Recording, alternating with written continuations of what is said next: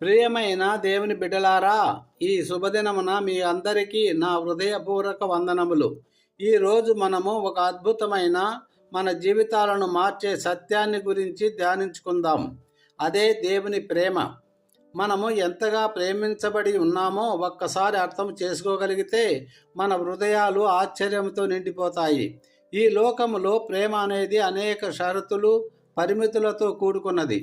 కానీ దేవుని ప్రేమ మాత్రము అటువంటిది కాదు. యోహాను సువార్త 3వ అధ్యాయం 16వ వచనము ఈ గొప్ప సత్యాన్ని అక్షరాల ఇలా తెలియజేస్తుంది. దేవుడు లోకమును ఎంతో ప్రేమించెను, కాగా ఆయన తన అద్వితీయ కుమారునిగా పుట్టిన వాని యందు విశ్వాసముంచు ప్రతివాడును నశింపక నిత్యజీవము పొందునట్లు ఆయనను మనకు అనుగ్రహించెను. ఇక్కడ ఎంతో ప్రేమించెను అనే మాట గమనించండి ప్రియులారా. ఇది కేవలము ఒక మామూలు ప్రేమ కాదు, తన ప్రాణాన్ని పణంగా పెట్టేంత గొప్ప ప్రేమ. దీనికి ఒక చిన్న ఉపమానం విందాం. ఒక గ్రామములో ఒక తల్లి తన కొడుకును విపరీతంగా ప్రేమించేది. ఒకరోజు ఆ కొడుకు ప్రమాదవశాత్తు తీవ్రంగా అనారోగ్యానికి గురయ్యాడు. డాక్టర్లు అతనికి ఒక అరుదైన రక్తము కావాలి, అది వెంటనే దొరకకపోతే నీ కొడుకు బ్రతకడం కష్టమమ్మా అని చెప్పారు.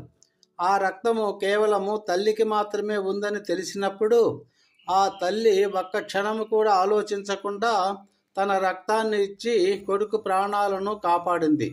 ఆమె ప్రేమ ఎటువంటి షరతులు లేకుండా తన ప్రాణాన్ని సైతం త్యాగము చేసేంత గొప్పది.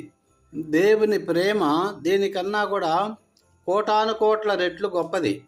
మనం పాపులమై ఉండగా దేవుడు మన కొరకు తన ఏకైక కుమారుడైన యేసుక్రీస్తును ఈ లోకానికి పంపించి మన పాపముల కొరకు శిలువపై బలిని చేయించాడు.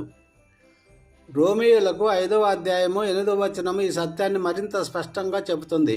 అయితే దేవుడు మన ఎడల తన ప్రేమను వెల్లడిపరుచుచున్నాడు.